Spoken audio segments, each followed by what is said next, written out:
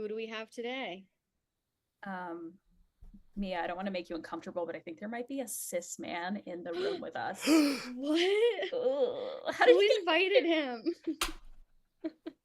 I think I did. get I invited him. Is he Joy? I'm so uncomfortable. Announce yourself at once. Oh, I use he him pronouns. Everybody trigger warning. TW. I'm the one dating a cis man. You don't even date cis men. I do. That's why I'm so triggered. Yeah, you're so upset. Who are you? Who am I? Well, I'm about to take up so much space right now. Great. My name is Mischa Byruck. I'm calling from Oakland, California, and I'm a cis man. Yeah, I love this. This is perfect. Wait, Mischa, I'm gonna be in Oakland this weekend. We should hang out. I totally forgot that you live there. I won't be, but yay. Let's talk about it. Even Friday? Let's plan it offline. Maybe Friday. Okay. Yeah, I'd love to. Oh my God, go to temple together. We gotta go to Mischa's like funky temple. I took Risdon to temple. Yeah, well, I'm actually going to be gone for Friday night, but I am going to Shavuot, to a big funky hippie Shavuot tomorrow night. Oh, I'm going to my like very queer Shavuot tomorrow. Aw. Can you tell everybody what you do and like why we know each other and stuff? Yeah, I don't even know if I identify as a consent educator anymore, but I have taught courses on attunement and consent. I'm a men's sexual integrity and accountability coach full time based in Oakland, and I work with men to transform based on their harm and really like interact closely with men who have like caused harm, oftentimes around sex, oftentimes men in positions of formal and informal power and authority. And yeah, I also consult to organizations on helping them get into better relationship with power dynamics within their organization, everything around how they handle consent violations or reports of power abuse to how they navigate when their leaders are out of integrity. So how's that going? My question is, can men be redeemed? Yes. One word answer. Okay, great. Cool. Fucking so good. Like 100%. Yes. For all they would this is yes. There's so much possibility and space. There's so much like like not just room for growth, but places where what seems impossible to fix is actually just a matter of skill and perspective and grief work being done. I've seen men transform from like a deep journey into ayahuasca, a deep journey into kink and shadow work, a deep journey into men's work, like with Mankind Project or Sacred Sons, and be better men. Like, yeah, not performative, like, but yeah, be better men. It's totally possible. I wonder if I'll start dating men after this episode. Cis men. That's how you'll know it's working, Mischa.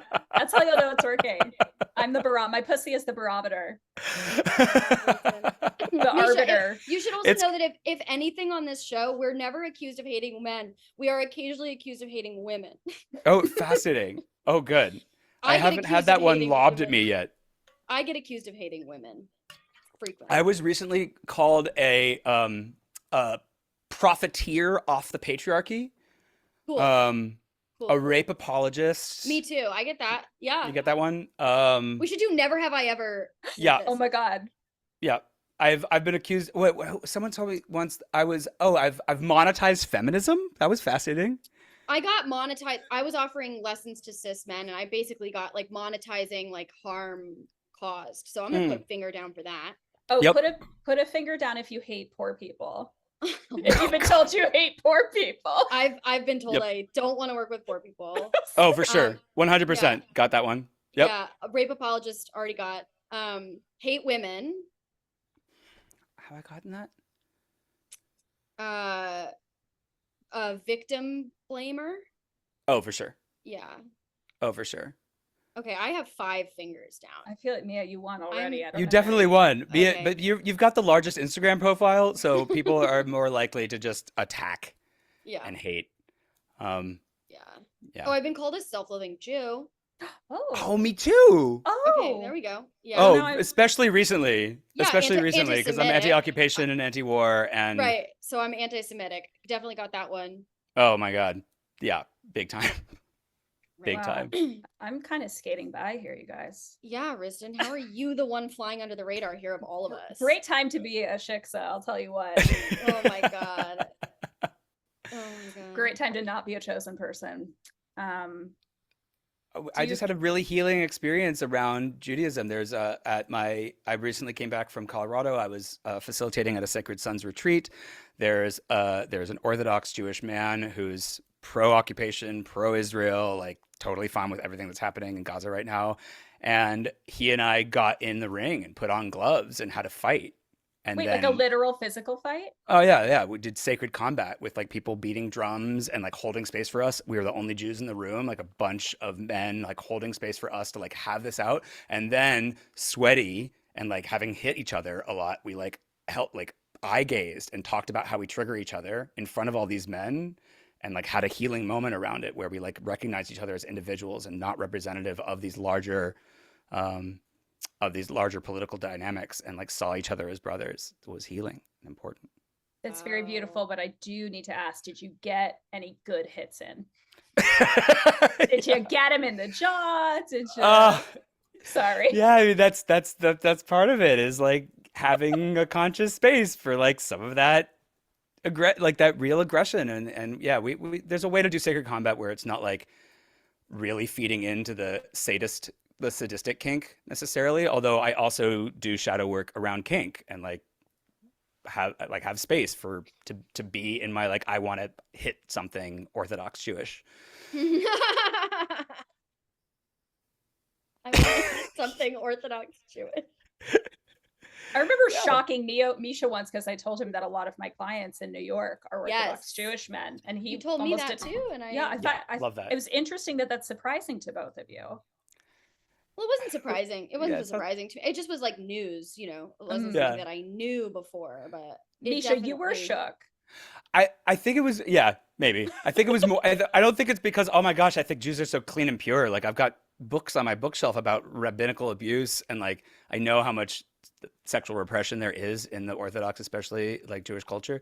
But like, no, I think it was, honestly, I think my shock was more like, oh, they had the wherewithal to like hire this like woke sex worker to like, like, I don't know. I told myself a story that was healthy and I didn't have that expectation. Funny. Yeah. Fascinating. Well, okay, so we wanted to talk about like fear of being hated. That's so heavy. Now that you, well, we can make it cute. We'll find a way. Yeah, we usually do. Nothing gets too heavy here. Great. Okay. I'm into it. I mean, I just had a hell of a week. Probably the worst week of my entire life. I'm still in a bit of a tunnel.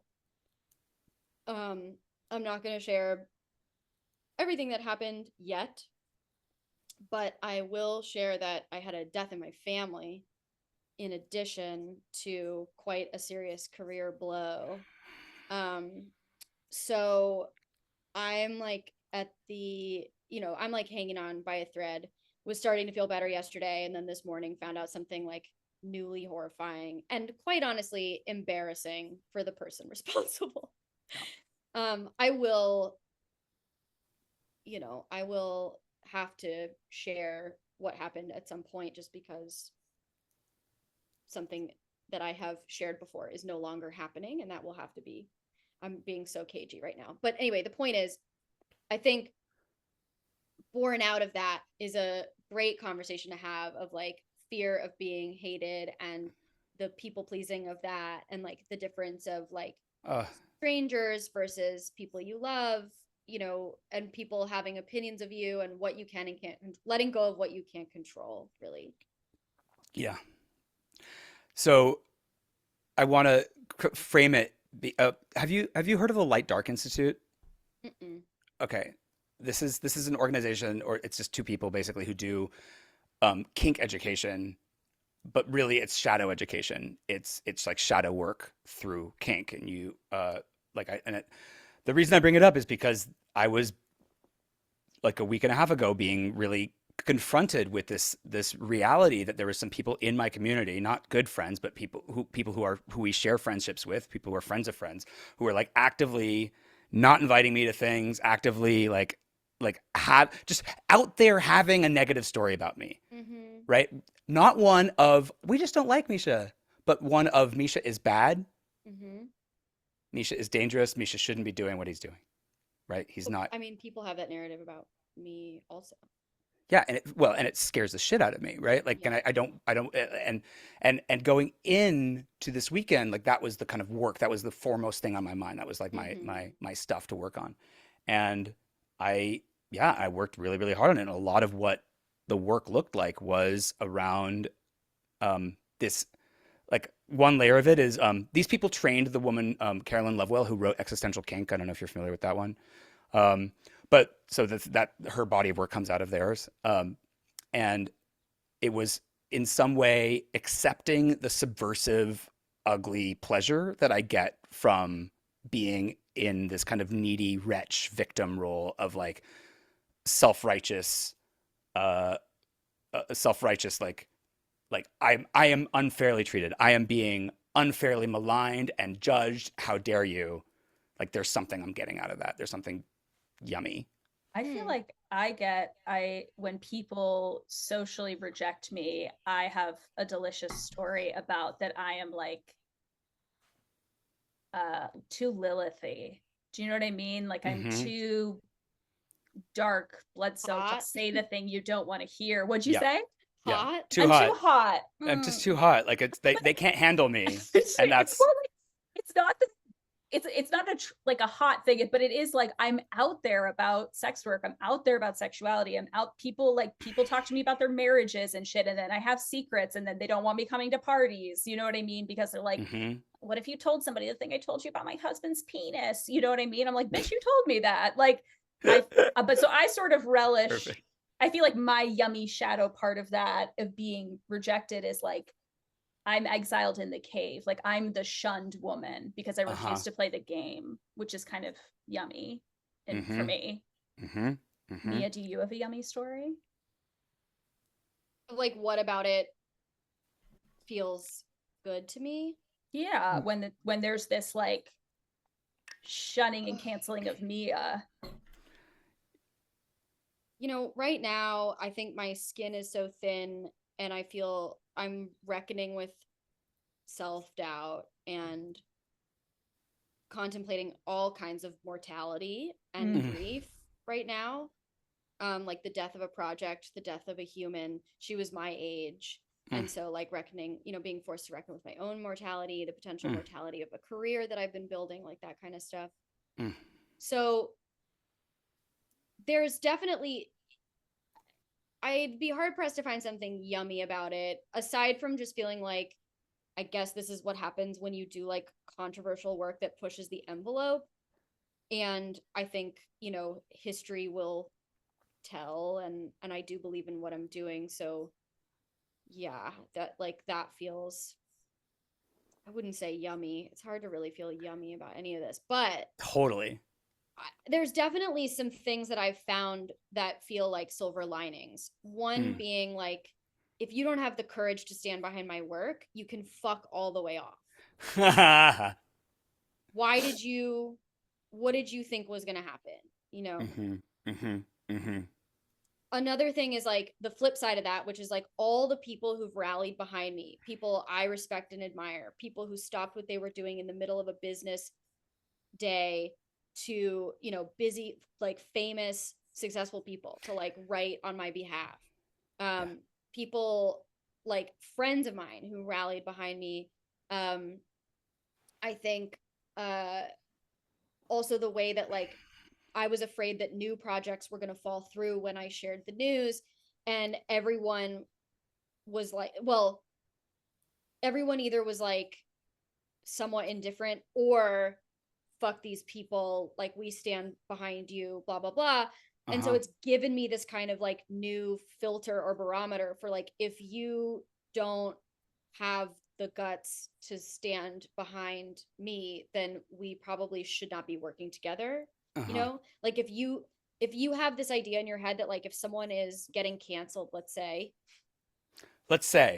yeah, all let's say your friend is getting canceled. let's go Like, there. Let's talk Right. about it. I have this friend who got canceled, Oh wow. and This is definitely sounding like fucking canceled podcast right yeah, now. This is great.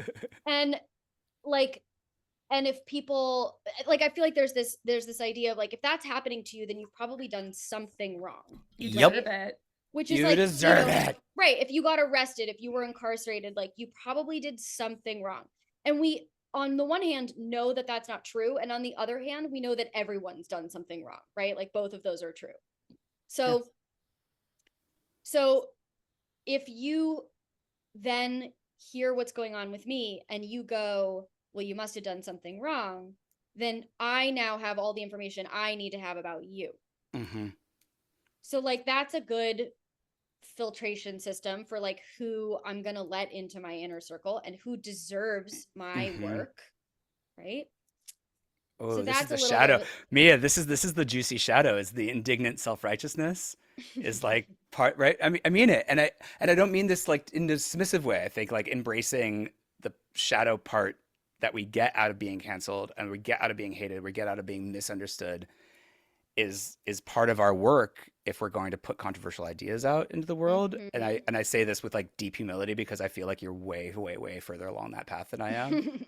But like I'm sharing this story because the upshot of that weekend was a scene in which like I was I basically like I entered into a state of deep humiliation in a like a focused scene with someone like like embarrassing me and humiliating me in front of a whole bunch of other people like intentionally and like crying and talking about like how needy I was, how much I wanted to be loved, how like like how much I cared because up until then I was like in this big state of denial of like I'm not a needy wretch, like I don't embody that darkness. Like I am self-sufficient, I am good, and I trust my but like to really go and the instructor has this concept.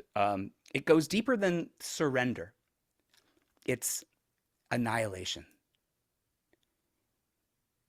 I was on the floor crying, being flogged, while screaming like I want everybody to love me, while screaming like my business is going to fail, like no one will ever love me. You know, everything I do is a failure, and like entering into the deepest, darkest acceptance of the inevitability of my cancellation, the inevitability of the ostracization and exile and rejection that I'm simply courting by being a white guy or being a human trying to intersect with the world of harm intentionally. And like, yes.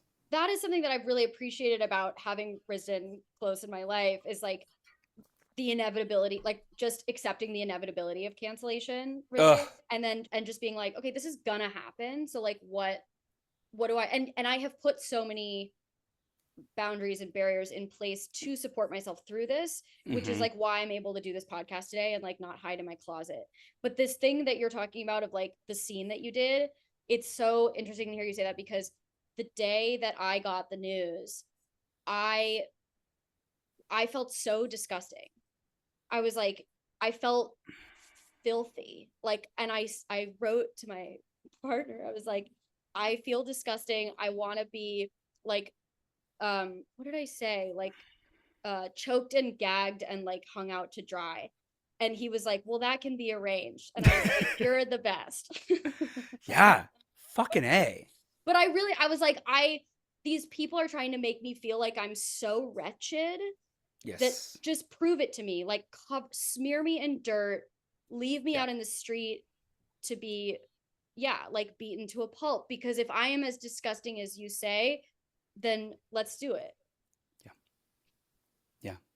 Nobody's even saying that I'm disgusting. I mean, that's like the weirdest part about this whole thing is that there's no actual like accusations and there's no like firsthand accounts of anything. It's just sort of like Mia, like a few people don't like them, which is like, it's just crazy to me too, that like that can result in like threats to your entire livelihood and career. That like, because of course, if you do what any of the three of us do, someone doesn't like you, right? Like, duh.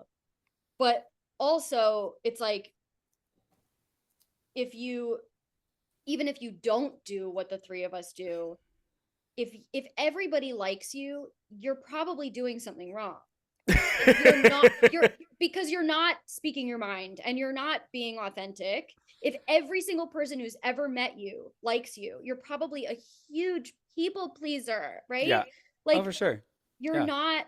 Yeah. So anyway, I can accept that intellectually, and yet there's still like a deep challenge.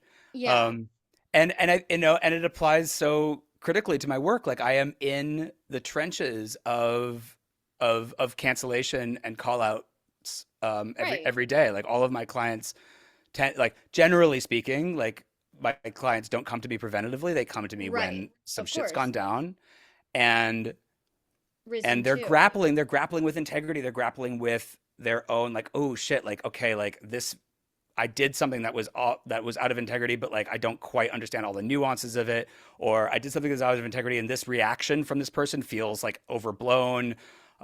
This person's clearly trying to get me canceled. They're enacting all of their trauma onto me. Yep. Everybody's piling on because I'm a white guy. Like everybody, like, people can't wait.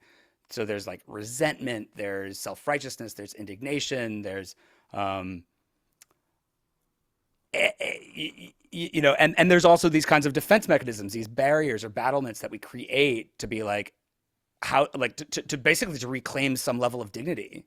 Like a lot of my clients like can't take accountability for what was actually there for them to see and for actually harmful patterns until they gain some sort of foothold in dignity, which is so hard to do when you're getting canceled, or even if it feels like you're getting canceled. Yeah. Yeah. I Riz. think that's really fascinating, a foothold in dignity. I feel like when I was doing, you know, Mischa and I joke about this a lot. I'm like, I'm so done with this work. I just want to give, I'm passing the baton. No. Mischa, you just want to hang out. We can hang out, but you No, take the it's not baton. that. I want colleagues. I want this to be a proven industry. Like there's men's coaching that's like completely ignores the reality of harm. That's just about like helping men make more money, reinforce existing power structures, and get more sex. And then like That's, maybe like the woke version is to like help men be better husbands. But ugh. like I'm pioneering an entire world of men's coaching that's actually about like challenging existing power structures without losing dignity and self-respect and self-love, and still being a white man in the world who's like able to make a contribution and welcome. And that's super rare. It's a super like narrow path, and like you are a fellow traveler, so I'm putting now public pressure on you to stay in that fight with me. And I think it's totally okay to make money at it. I think you should charge lots, and because I think you're great at it. And it's just a weird cottage industry right now, but I think it will be a real thing, and I think we can make it a real thing, and I think it's a really high leverage social change mechanism. That's my pitch. Whatever.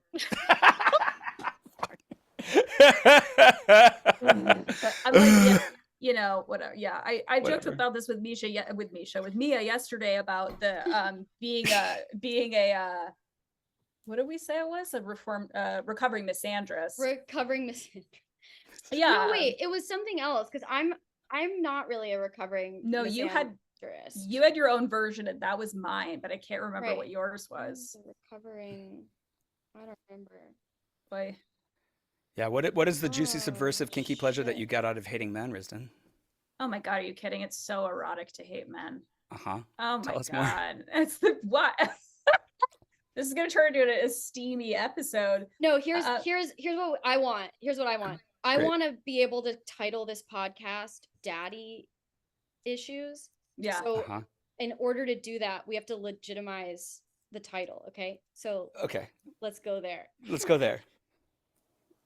To be continued, Risdon. I still want to hear that. Did you see me just total blonde face? I was like, I just went into a void.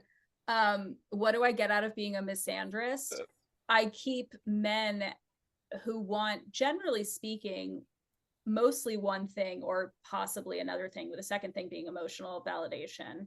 I was like, boobs? Yeah, the first thing is sex, right? Obviously, physical validation. The second thing is emotional validation. I keep them at bay, and I retain my power by not allowing them to access that thing from me without due compensation. Be it relationally or just giving me money. So I think there's an element of me feeling empowered in that dynamic. Does that make sense? And then, yeah, that's what I get from keeping men at bay. Although I feel like, you know, I'll try to make this brief, but my big awakening was being like a really extreme feminist. I still am, but working through like a lot of women's work, coming around to eventually finding a lot of men in my life, specifically transmasculine men, and really having to face what is masculinity, and then getting really interested in unpacking that, like what is healthy masculinity, what is masculinity by design, and then developing a lot of fucking compassion for men, and often, unfortunately, pity. Mm. But you can monetize pity. Can't monetizing compassion's harder. But anyway, yeah. So that's I don't even know if that answered anyone's question. So daddy issues. Well, it's a strange jump to go to daddy issues because there isn't. I don't have to title. Well, no, it's all right. Let's go there. There isn't a lot of pity for. I think it should be called mommy issues for daddy. You know, like I think in a kinky daddy dynamic. Let's just talk about the kink element here. You know, part of I mean, I think maybe the erotic joy, or one element of the facet of the eroticism of a daddy dynamic is that, let's just say it's a daddy little girl dynamic, is that the little girl can have a masculine presence for whom she has no need, and there's no space whatsoever to feel any kind of pity, to feel any kind of like superiority, that she gets to subsume herself entirely to the masculine, knowing that the entire focus of the dynamic is on care. Yeah. Is on masculine care. Well, and there's no Mia, you are rolling your eye. Like, are you rolling your eyes, or just like, what's happening right now? You were giving us look like, whatever. It's not rolling my eyes. I Okay. was thinking about the care aspect. I don't know. No, tell us. Tell us. I really don't know what what my face was about. But what was your even if it's not like quote right, but like what was your association? Like what was your like, oh, that's actually not what daddy's dynamic is, and like this is wrong. No, I think it's like not very appealing to me personally. Yeah, that makes sense. Yeah. I would say too, what's interesting I felt about that. I think care is an misunderstood aspect of sex work. Like something I say a lot is that people, even clients, they come in thinking that they want to have an orgasm. But really what they want usually is care and intimacy, and to be seen and to be heard and to feel celebrated. You know what I mean? Like, and even when we're talking about this kink dynamic, it's like, we're not talking about specific sex acts, right? Or like flavors of sex acts. We're talking about this thing of like, you take care of me. I don't have to reciprocate care. I am taken care of. 100%. Yeah. So I like being taken care of. I just don't want to be. I don't know. Is it the age thing? I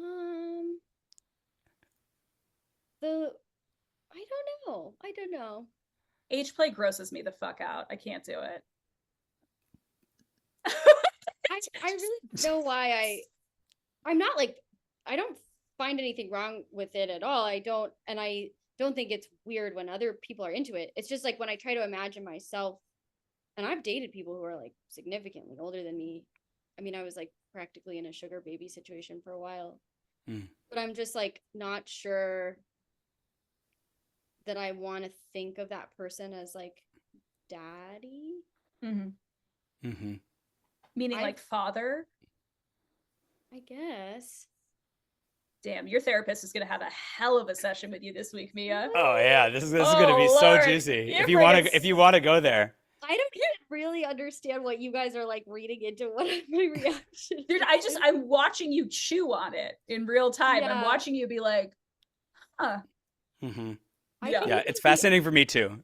It's a different kind of vulnerability, like watching someone like grapple with like what turns them on, or like actually actively doesn't turn them on about a thing. It's funny. I mean, like I've been in more of like a daddy position, and that's fine. It's not something that I like particularly enjoy, except in a financial way. Like when I've been able to be like, it's on me, like that feels really nice. But then, and I could even imagine having someone be like a mommy to me. But for some reason, the daddy thing, I'm like, I don't really want a daddy. I wonder if it's a gender thing too, because you're just a twinky little boy, Mia. I know. Well, I definitely don't want to be little girl, you know. Though I mean, Totally. sometimes I kind of do. Like that. It's funny. It's funny. Like that. I have less of a problem with the like little girl aspect and more of a discomfort around like the having of a daddy aspect. But it's like, what is one without the other? I don't really know. I don't Yeah. know. Yeah. I mean, I like to one like way that I like to talk about daddy kink is as a reclamation of healthy masculinity. Um, as a role that that men, right, can step into, um, in which the parts of themselves, like the parts of their masculinity that like want to protect, that want to provide, that want to, yes, like dominate and control, but like always in service of like the joy and safety of their sub, can really come out and flourish. I think there's definitely ways to embody daddy kink in a way that's like much heavier on sadism and but that's generally like when I teach it, like I teach a flavor of daddy kink that's really not much about sadism and it's much more about allowing a like a full control while also a full protector and full care and letting that be the source of the kink. Mm-hmm. Is this like lifestyle or scene or both? I generally teach a scene based daddy kink, but yeah, I've I've lived and taught some kind of like lifestyle stuff around daddy kink and um, in various degrees and various forms, and I think it looks different for everybody. And I think part of the journey of learning this particular psychological kink is exploring the relationship to the masculine specifically, to like and also what it looks like to rely on a masculine presence, to rely on it, you know, like at the extremes of daddy kink, um, the the pleasure for the sub comes in the abdication of their even of their own agency. Like the trust that daddy knows best, the trust that daddy knows exactly what my body wants or needs, which is super fucking edgy. Oh, I'm into. Huh? Yeah, I'm like, I think it's just like the parent-child aspect of it that I'm like, and you know, Mischa, you haven't listened to our incest episode. We're all about incest on this podcast. Fascinating. We have no qualms with it. I'm exaggerating, but yeah, like I don't theoretically have a problem with that as an idea. It's just not, there's something about it that's not really for me, but I really do like relinquishing control. I like entitlement to my body. I like when other people do whatever they want. I like when other people make the decisions and I don't have to think anymore. I like when people take away my phone, when people don't tell me where we're going and I have no say. Like all of that, I'm very into. Mm-hmm. Mm-hmm. Yeah. Decision fatigue. daddy energy. I just never meet people that have this. I'm going to put this in polarity a little bit for Mischa's benefit. Like, I never meet big enough containers to contain me. I never meet people who I'm like, you can handle it. Never. Mm-hmm. Mm-hmm. Never. Well, and I'll also say like the difference between someone who can handle it and someone who knows their own power and knows the power of this dynamic and is choosing very consciously to not embody it is like one of the things I look for when I'm looking at like DOMs or kind of like sussing out men who say that they embody this daddy energy is how consciously they exercise discernment about when to enter into it. You know, for instance, like there's a friend of mine who you know, it's her birthday and we're going out to you know, to a trip with a group of friends. I know that she enjoys it when I like take care of everything for her. You know, like I've got a truck. It's like it would be really sweet for her to for me to daddy this trip and be like, I'm gonna like take care of all the food. I'm gonna take care of all the accommodations and all the arrangements. And I'm also very conscious of like, yeah, I could do that, and that might create a dynamic that I'm not necessarily prepared to walk through. That I'm not prepared to like honor fully. You know. Reminds me too of when Mia and I hang out. We have a very clear top bottom relationship. And don't say anything, Mia. Misha, no, but who do you think's the top and who do you think's the bottom in this friendship dynamic? I want to. There's no right answers here. You're the top, Risen. No, no, really? Yeah, okay. so the top in our friendship. It's It's really hilarious. funny. Misha, do you have headphones by any chance? I think there's Yeah. a slight echo. Are we getting echo? Yeah, sorry. They're yeah. We're gonna pause the recording. All right. Fine. Well, I can pause it. Great. Okay, I am the top in this friendship because Okay. we discovered this because we went for a walk one time and Risdon got completely lost and I got us back home. But what was funny about this was that I'm not normally like that. But something about being next to Risdon, I went into like boy mode, Mm-hmm. hardcore. And I was like, I've got this under control. You don't have to do anything. And also, Risdon is often my passenger princess, where like I pick her up and we just do a bunch of stuff and she's just along for the ride. Okay, I see it now. Yeah. I The see it. bottom Getting the energy. tire. Yeah. Yeah, yeah, and how juicy and delightful. I mean, I'm sure you all talk about patriarchy here. Like, I think there's actually something so joyful about like owning the patriarchal tendency for like the masculine energy to be completely in control and taking care of everything, and the feminine energy to be able to like relax into that. You know, whatever body types or genitals are playing these different roles, and yeah. And I also think that I mean, there's so many complexities. Like it can be exhausting. I know a lot of people who are in lifestyle daddy dynamics who are like emotionally exhausted and in some ways even stunted because they're not having anybody hold space for the fullness of their humanity and in the restrictions of this kinky dynamic. It's not really possible. You lose a lot of polarity and even a lot of safety by having like the little hold space for the daddy. Like it's not quite right or No. safe. But yeah, another beautiful way that men's work comes out, like the men's circle that I was just in Colorado, for instance, had a lot of men who are like pillars of their community, pillars of their family, sole breadwinners, fathers, even grandfathers, husbands, community leaders, business leaders, and they're just taking care of everybody. They're just and like the energy involved in that is massive. It's just a Yeah. massive outpouring of energy, and not everybody's handling it really well. We talked to a man who was like a big time leader in his community. He was also a veteran, and he was also a he was struggling with addiction and suicidality, and didn't feel comfortable sharing it with his partner even, because he knew how important it was, not just for kinkiness or turn on, like they're a married couple with kids, they're far beyond that, but like for her sense of safety, to not have him be vulnerable, to not have him be like scared. This is like a thing with gender, right? It's like Yep. I think I've said this to you, Misha, or I forget who, but make men people again. Like, are men allowed to feel? Are men allowed to? When you came into the thing and you were laughing, it's like, oh, I'm unsafe. There's a man making noise. Like, he's experiencing joy. I'm triggered. Like, are men allowed to be people, or are they exclusively providers? And I think there's the same can be said for women, because we provide. There's an expectation of providing emotional care and service and all this stuff, but we also get to feel and be messy and have psychological problems. You know what I mean? Like, Yeah. I don't know. Yeah. It's And like go ahead.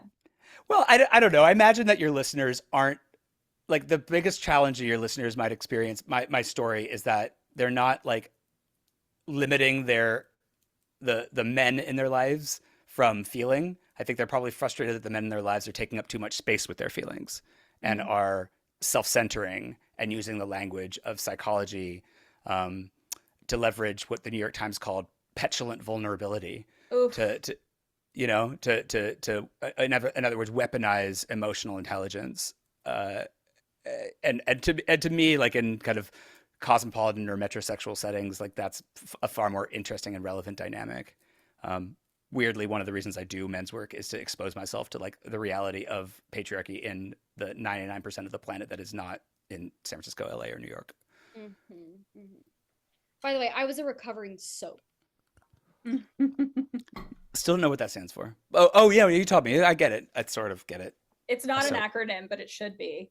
Yeah. Yeah, it's not an acronym. Okay. It's a SOAP. recovering like SJW basically. Like Mhm. it's Sure. a recovering cancel kid. Do Cop, people assume for lefty two of cop. you Yeah, that you are deep in the SJW mindset because of the topics that you lecture on? me for sure, and I think I found myself there uh without really realizing how I got there and even realizing like exactly what was going on amongst that group. And I think I still attract a lot of people. I mean, now I'm so outspoken about cancellation and I'm so outspoken about the policing on the left that takes place amongst soaps. The people named soap. Um the I don't think I've Thanks, ever most met a soap. thanks for no, I clarifying mean that. I kind of made it up. I mean it's like the it's based on the like monosyllabic and inanimate object that is so common amongst trans masks, as I Sure. identify part of most of the time. But that like there's a way that rock, sock. I've met, Bless. Okay. Bless. yeah. Go on. So anyway, yeah, that like I found myself with a good deal of friends who were doing a lot of what they called activism in the form of policing other people's language and behavior and who they talk to and where they go. And they would have, hashtag ACAB BLM in their bio lines. Hmm. And they really lead with like identity labels, I think. That's like another thing that I see that often gets used as like excuses for really bad behavior and cop-like behavior in particular. I just wrote a piece that's going to be on Substack using a quote from this podcast. It's called "The People Who Will Cancel You Agree with 99 out of 100 Things That You Say." Hmm. Hmm. And it gets into this phenomenon. And one of the things that I speak to is like to use the language of the soaps. I actually find the policing on the left to be very exclusionary towards a lot of the groups that they claim to be fighting on behalf of, namely formerly incarcerated people, the working class, people who don't have access to higher education, and neurodivergent people. Like we are telling people that they have to like monitor their speech, and even with things like pronouns. Like if you're dyslexic, you're probably going to struggle with they them pronouns a lot worse than a lot of other people. So to use the language of the soaps, a lot of the policing that's happening is actually gulp, very ableist and classist. D. Spell it. Yeah. No, I mean, sorry. Was that not obvious to everybody? No, I mean It it's has to not, be said.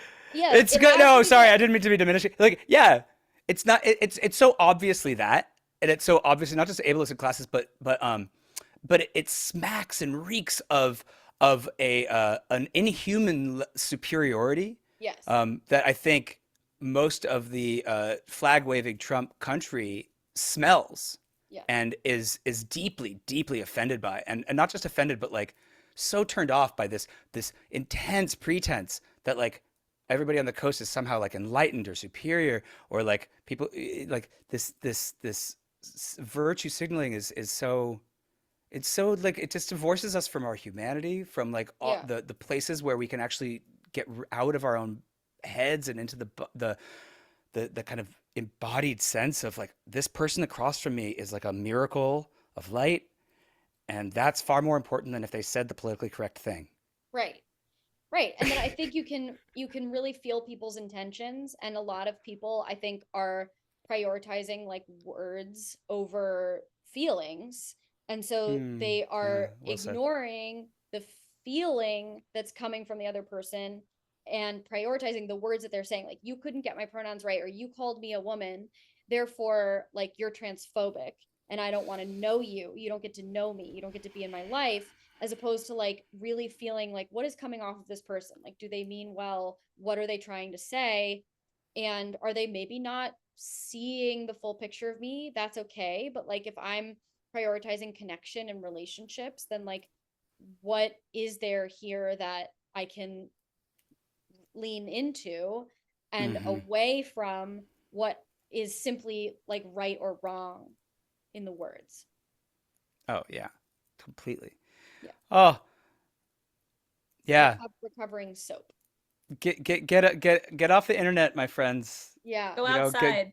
Go well, outside. not just go outside, but like sit in vulnerable circles in real time with real people and see the fullness of their humanity and see the imperfections in your own humanity reflected back in them. Well, But that's the literally, fear.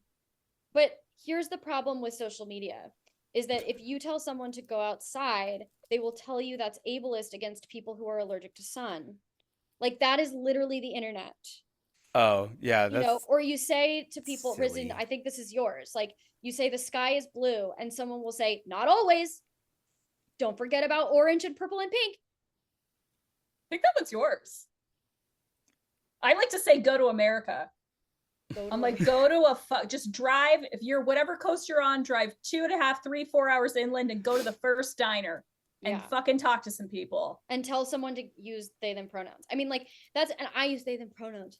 Okay. Like I'm not out here being like, you don't need to respect my pronouns. I don't care. Like I do care. And it serves me to look at it like it's information for me about the other person and how they see me and like the kinds of conversations that we can have if they can't really get my pronouns right, or if I feel like I really don't even want to tell them what like I'm probably not going to correct you on my pronouns if I don't like you. So that's for me to decide. And if I don't like you, you're canceled. Yeah. And I'm going to write to everyone you know to tell them that they're not allowed to work with you. And I'm never going to actually explain to you what you're canceled about. No, figure it out, babe. Definitely not going to call you on the phone. Figure it out, babe. I mean, I have this kind of like orientation that I try to share with my clients of like simultaneously, what are the concrete things that you as a powerful white man can do to make yourself more approachable, to make yourself easier to give feedback to like approach accountability and integrity in a way that people can energetically feel your sincerity and your desire to navigate the world in a way that's conscious of your power without like being a martyr or a performative white knight or self-deprecating or or like self-centering or any like, which is a tightrope to walk, but like I think one that like aspiring white leaders like should walk and should walk well without, but also without losing like your sense of joy. Like I love the joke that we made about like my joy as a cis straight white guy being like inherently triggering. Like it's there must be something wrong and scary about this world in which this white guy is like truly loving life, loving the reality of existence. And it must mean that he's ignoring the suffering and plight of all the people who are less privileged. There's something triggering and activating about my joy. It's fascinating to me. But at the same time, like, this is one of the skills actually at the middle level is that I teach my clients is to accept. We were talking about this before we started recording, but like to accept the reality that your very presence when you walk into a room might be triggering to people. This is also a big part of anti-racist work, right? You just have to accept that sometimes you as a white person are just going to trigger the shit out of people who aren't white. And like, it's got nothing to do with like you being entitled to them giving you the fucking benefit of the doubt. Like, it also has nothing to do with anything that you've ever done or said. Right. It's just, and accepting that reality. I mean, I feel like there's a big, accepting that reality, Mischa, like to your, fear of like being hated. It's like doing that anti-racist work internally and accepting that some people were simply going to be triggered by me, no matter what I do, no matter what I say, no matter what I wear, no matter what. Like that really did help me get over the fear of anybody hating me or having opinions of me that I think are unjustified, or the idea that people are talking about me when I'm not around and what they're saying is not really my business. I can't really do anything about it. Oh, it's so hard though, isn't it? It is hard. I mean, it gets easier. And as I said before, I think this was off the pot, but so I'll say it again. But there's there's a there's a kind of surrender Hmm. and relinquishing of control, just, what you can't control. I don't know, I don't remember exactly what I was thinking of that I said before, but yeah, that's the gist. That turning off comments on Instagram really reduced my neuroses about it. That makes so much sense. Yeah. God, that is just a flood of energy that's like such a clear opportunity to like erect a healthy boundary. Well, and I think part of that particular thing is like it's easy to receive a comment from someone you don't know and to assume that that's someone who's like your peer and someone that you would want to be friends with and someone whose opinion you would value.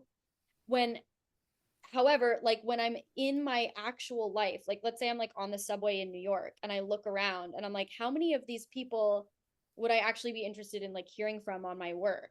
Like Hmm. the jock over there with, you know, the basketball, like probably not so much, like this Hmm. that Hmm. that Wall Street guy in a suit, probably not really. But any of those people could be commenting on my page. The 16-year-old smoking a cigarette on the subway platform. No, not interested in that person's opinion of me, but that is very well who could be commenting. But when I'm looking at the comments just as comments, I'm like, this could be a Mischa, or this could be a Risdon, this could be a Right. Brad. And I'm like, Right. oh God, Shit. like, do I Yeah. actually really need to consider what this person is saying? And like, no, I don't. Hmm. Hmm. Damn. Yeah, this is such a dynamic really only fostered by the internet. The Yes. the kind of the presence of the uninformed opinion in your life is like taking up just as much space as the person who's really close to you, whose opinion you actually Right. really do care about and want to like orient yourself towards shifting in response to. Right. And then there's also people who I have known whose opinions I do value, who have very different ideas of this. And that's where I come into, I get really confronted, where like there have been people in my life who have said that like turning off comments suppresses the discourse. To me, that is a really deeply people pleasing viewpoint. I Hmm. don't think that discourse takes place in the comment section. I think dopamine hits are taking place in Oh the yeah. comment section. Oh, can we talk about this for a second? I love this. This is a lesson that I learned from you actually and Clementine of the I love the when people say our names in the sorry. same sentence I because do you it's though, or do you no, I actually think hate it's it? I Okay. I don't hate it. I just think it's really funny. Well, she We do get talks compared to each other. yeah, she talks a lot about like the about the activation, the nervous system activation that you get from like being in a position where like anytime you might open Instagram, you might get canceled, or anytime you Mm-hmm. check your email, you might get another like hate mail, and like that sense of activation like is really hard to discern somatically from pleasure, from like the anticipatory pleasure of like when are they going to touch my nipple, like yum, like right, like there's actually something really addictive and intoxicating about not just like, oh, I'm gonna idly check my email, but ooh, I might get canceled today. Ooh, didn't. And then Is again, it half an hour later, ooh, because I know the brain does release dopamine when we escape predators, right? Like when we escape, there is like mm, a hit there. So I wonder if that's what it's about, but also just being in hyper arousal, right? Like it's literally yeah, called hyper arousal hyper when arousal. right. It's like more like I don't think it's less about like the relief of escaping the dinosaur. It's more like the thrill of a horror movie all the Mm. time. Yeah. Yeah. I mean, I think I get a similar thing where I'm like checking my email because I'm like, an exciting opportunity came into my Mm. inbox. I'm like, wow, like anything could change at any moment. Such Hmm. as one time I was contacted by an editor asking if I wanted to write a book. That was a really exciting email to get. And then every time I checked my email, I was like, whoa, something equally exciting could happen.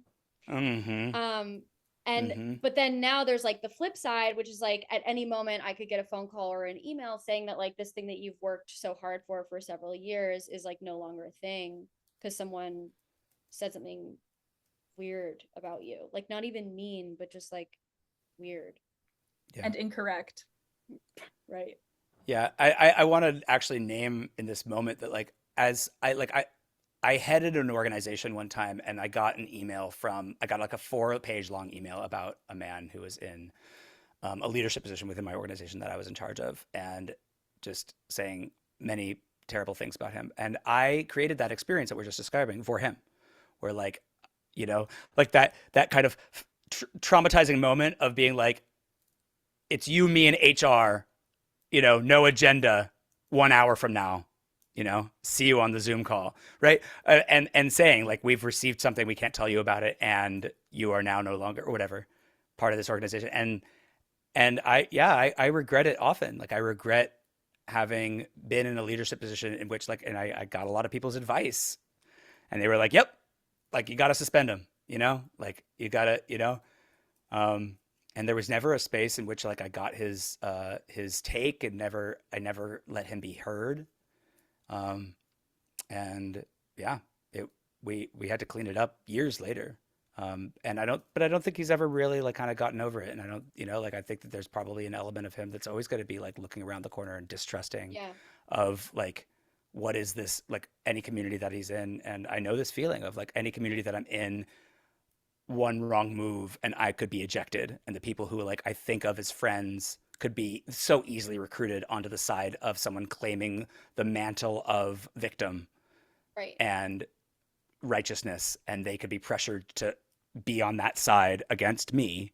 And we Right. set it up like the drama triangle, and then like I could just get the email being like, you're no longer welcome in this community or in this home or at this event or at this in this circle. um Yeah. and Yeah. yeah, I'm like really conscious of like trying to orient my social network now around places where I don't think that would ever happen, around communities where like I Yeah. don't think that like I would ever get like that kind of like brutal kind of like, "Ugh, you're no longer," without the Well, human that's what I side of was it. saying about like the silver lining is that like my radar just gets finer, more and finely tuned for like who is going to act like this and who isn't. Like Mm-hmm. I know that the two of you are never going to act like this. I know that, and I have friends in my life Mm-mm. now who are never going to act like that. And like these two people that I'm working with who stood behind me, like they're never going to act like that. And there's other people in my life who are going to act like that. And I'm going to be able to kind of discern, how transparent do I want to be with those people? How close do I want them in my home? Do I want them subscribing to my Substack? Um, Yeah. but to Yeah. this thing about like the fear of being hated, I mean, truly, it's been a, a, a journey of mostly exposure therapy, of like having enough people uh hate me. I mean, I feel like we talked about this before we Wow. started recording. It's like, Wow.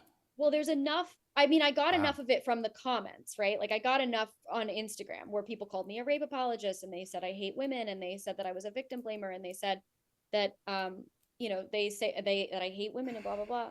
So like getting to a point where I was like, I had someone email me calling me a greedy bitch because after the first class started, she asked for a refund, and I was like, my Mm-hmm. refund policy is really clear. I give Mm-hmm. refunds 20 up to 24 hours before class Mm-hmm. starts. Mm-hmm. Mm-hmm. You have the recording in your inbox, so you can watch the recording in time for next week's class. And she said, I thought you wanted to help women, but now I understand that you're just a greedy bitch. Mm. And so that was like a turning point for me. That was like a year ago, and that Risdon was, is pleased. yeah, I mean, that was a moment where I was like, I think I don't care anymore. Wow. Turning moment. You think I'm a greedy bitch, and I don't. I mean, first of all, it's a misunderstanding to say that I'm doing this work to help women. I'm absolutely doing this work to help everybody. And women often are some of the worst around consent because they think Mm. that they could never be part of the problem. Ooh. Yeah, you've made this comment many times in your writing and on your Mm-hmm. Instagram, and I never get tired of it. I think it's so important. It's also a point that I don't spend a lot of time making. Right. Well, I think I'm in a position to be able to make that point, but I also get called, I get told that I hate women. When I talk about being pro sex work, I get called a rape apologist. So Uh-huh. it's like, all right, if someone's going to call me a greedy bitch, like now all of a sudden something switched in my brain where I was like, this person thinks I'm a greedy bitch and is going to tell other people that I'm a greedy bitch, and I have to just simply let that go. Good luck, babe. Have fun, as Chapel Rowan says. Good Yeah, luck, babe. Risdon's the real hero on this call for how to do this. I feel like unless you're like all fronting and everything that like every conversation, like I don't think it is. I think that you really have something inside you that allows you to be like whatever, like fuck Yeah, off. that thing is called being a degenerate fucking broke down alcoholic, you guys. Like I literally was like, I I don't know. I just like I hang out with junkies. Like my Oh, my rock hero. the I know I very much integrated the fact that I'm the kind of piece of shit who's done the things I've done. Do you know what I mean? So it's like, and I most of the people in my circle are also in recovery. So they've done terrible fucking things. So I feel like there's maybe an ownership of that, and Mm-hmm. also Mm-hmm. like a knowing that like we do recover, like people can change, like doesn't mean they will, but they can. So I'm just like, the worst thing that a person could say to me, I've had to say to my sponsor. I've had to say in a room of 200, 300 people. Do you know what I mean? Mm-hmm. Like you have nothing on me, dude. Mm-hmm. What's the worst fucking thing you could say to me? Like, I don't know. Oh, I Yeah, love this. This I is mean, so healthy. I just I feel like a wash of like healthy energy coming over me right now. Maybe you just good. need to go do a bunch of black tar heroin and then go to rehab, Misha, and then you'll be over it. Well, you Oh, could I could also. really earn me some kudo points in the men's work circles, you know? I was thinking as you were talking, Risen, like I love the show BoJack Horseman, and I have a Yes. book called Difficult Men about men in TV show, like leads in TV shows. And I don't know, like people love Euphoria because Rue is like such a mess, and people love Nurse Jackie, and it's like we love these characters who are so fucked up and so twisted and do horrible things but are redeemable in some way. Dexter, Breaking Bad. Mm-hmm. But when it's Mm-hmm. in our real lives, we somehow want people to be these like perfect Jesus like figures. I don't know. I was also going to say earlier, like, that I'm a recovering atheist. It's like there's something about this that is like all intertwined. Like, we want people, especially people who we perceive to have like a following on Instagram, we want them to be a deity and to like represent only goodness, and that if we find out that there is one out of 100 things that we disagree with that they've said or done, we Mm-hmm. will knock them right off the pedestal we put them on. Well, I think Yeah. it's like you're exalted, like both of you could be in this position, right? Because you're both working in fields that are new, right? It's like Mia's the consent person, like Misha Mm-hmm. is maybe like the broken man person, right? So it's Oh, I like, kind of am. oh, the school for broken men. So you then become this like archetype of goodness and reform, right? And the Yes. mouthpiece of the movement. And so if you do something that a person who has pedestalized you and turned you into the messiah of this thing, consent will save us, then Oh, I love that. you get thrown out. Whereas if you just tell everybody that you're a piece of shit alcoholic hooker, they don't really expect as much from you.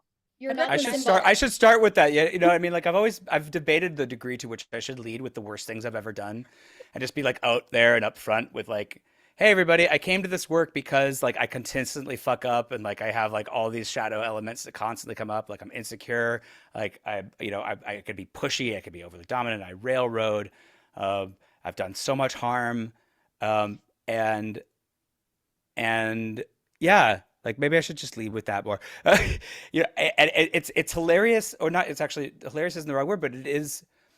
I want to give the haters a minute of like real credit of like what I think the emotional experience of people who hate me is, and I know this because I've also had this emotional experience, right? Of like seeing someone who's in charge of something delicate and thinking, if they're not complete, like I get that they're a full human, I can actually tell myself this, but I don't perceive them as like in integrity with their values, and they've got so much responsibility to like lead the way that I have this deep seated fear, the symptomatic like experience of them as like a danger, because I have this story that they're actually going to be claiming that halo while teaching people to be bad. Hmm. It's it's the symbolic exemplar. Like Risdon, no one sees you as the symbolic exemplar because of who you say you are. And Mm-hmm. I can talk at length about, the mistakes I've made, the things I've done, and people will still, because I say I'm teaching consent, they still think that I'm gonna fix them their relationships, help them heal, and That you'll when never I'll never be make not a mistake, attuned, that you'll never make a mistake. Yeah. that I never get stressed, that I never get hungry, I never get cranky, I never get irritable, um, that I've never, committed a microaggression, that I've never like misunderstood a social cue. Yeah. Yeah. Yeah. Yeah. I talk about this with a lot of the consent educators or sex coaches or sex therapists here in the Bay. Um, and I also want to like simultaneously hold space for like the kind of banal, vulgar version of this discourse, which is an abdication of the responsibility that comes with leadership. And I just want to at least name that. For all you listeners out there who think we're just like jerking ourselves off here and like giving ourselves a free hall pass to just like not accept the responsibility that comes with like actually trying to be leaders in these very delicate spaces, like I am a big advocate for like, yes, like you should be held to like a higher standard if you are a leader. And that doesn't mean that you don't get like lots of space for humanity. Higher But standard, like absolutely. I Absolutely do, higher yeah, like standard. and I do hold myself to a higher standard. And when I fuck up, I take it fucking seriously.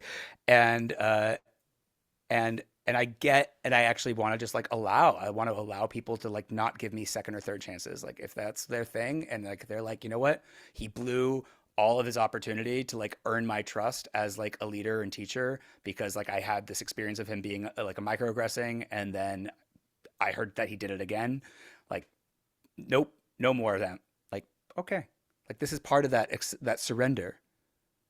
Like I don't want to, yeah, I don't want to imply that like I deserve 20 million chances because I'm trying to do good in the world. And I think that that's a place that people can get to accidentally. I don't know. For me, I'm like, to me, that is like the self-righteous indignation that you called attention to on me earlier, which is like that I don't think if someone can't see me for my full, I agree with you. I think we should be held to a higher standard because of what we do. Absolutely. I mean, we're the people with the knowledge and the skills, and we've accrued that intentionally. But the standard of perfection, where someone then is unwilling to see your humanity, or your humanity is experienced as a betrayal, Mm. Ooh, well said. then Yes. for me, yeah, I can't control how you react, but it does tell me that I don't want you close to me. And I For don't sure. want to be your teacher, and I don't want you having access to my vulnerability, my mind, anything about me. This 100%. comes this comes up in surrogate partner therapy a lot too. That Talk clients about will, it. yeah, clients will come in and they'll just be really fucking demanding and have really insane expectations and be really not treat me like a human being. And the expectation is, because I'm the professional in the room, that I should be able to like subsume my Mm-hmm. need for safety, my need for regulation, my need for honesty in this space. And I have to terminate with those clients, because if Mm-hmm. you can't honor just the fact that I'm a human in this space, right? Like I can't be a full fucking caretaker for your level, your entitled dysregulation. Does that make sense? Mm-hmm. Yeah. I don't know. Not that I don't need to be taken care of, but I do need you to like respect and like honor what I'm giving you. Does that make sense? I mean, it's the dance that I'm constantly in. I mean, I have clients who treat me really rudely, who like, like display like their own toxic patterns of entitlement to my time and energy, or like, who trauma dump. I have other people who like trauma dump, project, elevate, pedestalize.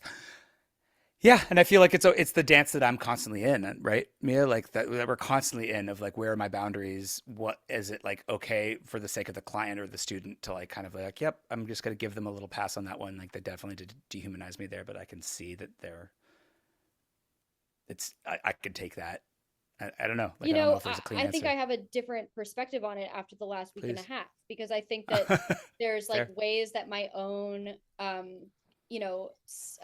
not trusting my own gut on like someone putting me on a pedestal. You know, one of the people who turned on me the worst ever told me that she revered me and that she was in Yeah. awe of me. Yes, You know, that. someone else who similarly, not to the same degree, but like similarly said that she had a really bad experience about me with me and talks a lot of shit about me. You know, I had a really bad experience with her, but no one's asking me because she was in the position of less power as a student, right? So like, Right, no, right. I had a horrible experience with this student. But when she says that she had a horrible experience with me, her instructor, that carries weight. Anyway, you know, she told me that I Yes. was one of the good ones in terms of like, Oh, yeah, red flag. right, right. You know, so those are the kinds of things where I'm like, I have overlooked that and I have second guessed my own gut instinct sometimes because someone has a more marginalized identity than me and I'm like I can't, I Yep. don't feel comfortable excluding this person from this program or something, or like, you Yep. know, I've just second guessed those instincts because I haven't felt like I can, you know, I don't want to be judgmental, or I'm like, is that my own racism, is that my own transphobia, is that my own able, you know, like I'm asking those questions and then at the expense of my better judgment, and then now I see what's happening as a result and I'm like, yeah, it's because I went overboard trying to be transparent. When you were talking about like, do I front Hmm. load everything I've ever done wrong in order to be Yep. transparent so that people can make informed decisions, right? Or like give informed consent. It's like, Yep. actually, not everyone needs to know everything that you've ever done because They're not not every trustworthy they're holders not of that. trustworthy. They're not trustworthy. Yes. And they're gonna No, I had made stay in that it same when fucking they're, mistake. Oh yeah, my God. yeah, Uh. yeah, Still a giant regret. yeah, yeah. So I don't know. I mean, I'm like coming off of, you know, quite a week of dealing with these questions, and I think ultimately, like, I have a plan for moving forward that I feel really excited about.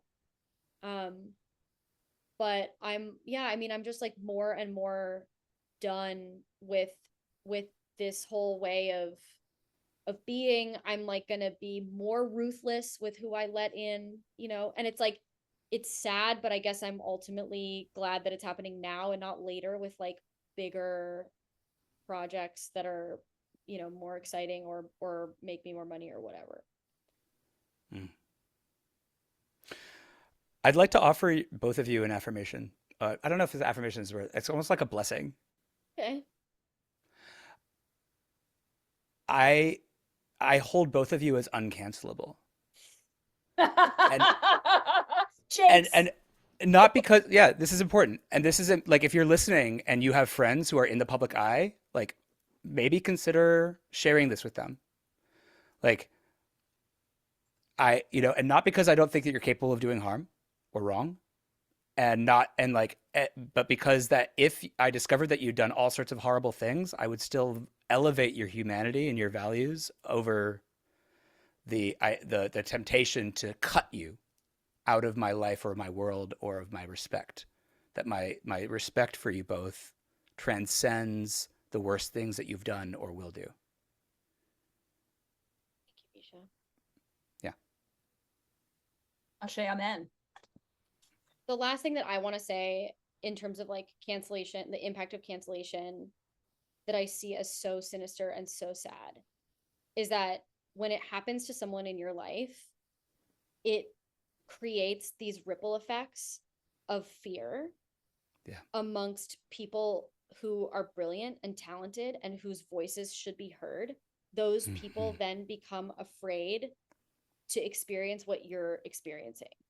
They are afraid to speak, they are afraid to write, they are afraid to put themselves out there because they see what's happening to the person who's getting canceled and how devastating it is, how hurtful it is, and the doubt that it gives you that you have to carry, and the way that you feel like there are demons in the corners and the shadows around you, you know, ready to leap out every time you refresh your email. So to me, it's like, if you don't want to live with the fear of someone say, you know, think about the worst thing that you've ever done.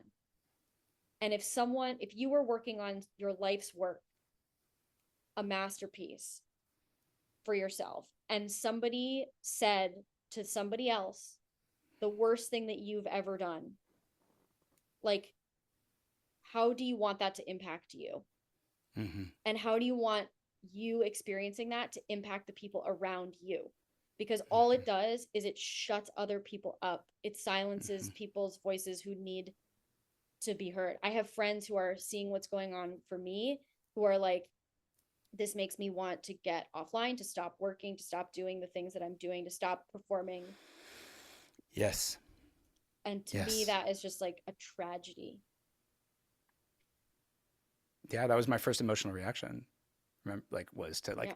go through my own like somatic experience of the fear. Like, if this happened to them, like what would it mean for me? Like, how could like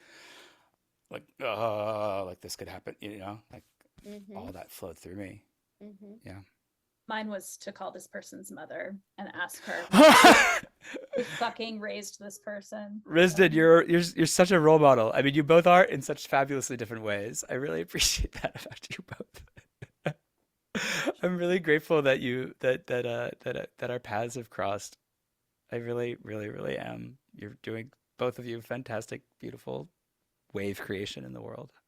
You're Thank doing you. amazing, sweetie. Oh, thanks. I appreciate it. All right. Well, Mommy, shall daddy, we? Shall flip-flop. mommy, daddy, flip flop? Hi, daddy and daddy. Oh yeah, thank you, daddy. Oh, thanks, you guys. I gotta go. I have a class to teach in 5 minutes and have to All go. right, this was fabulous. I appreciate you all.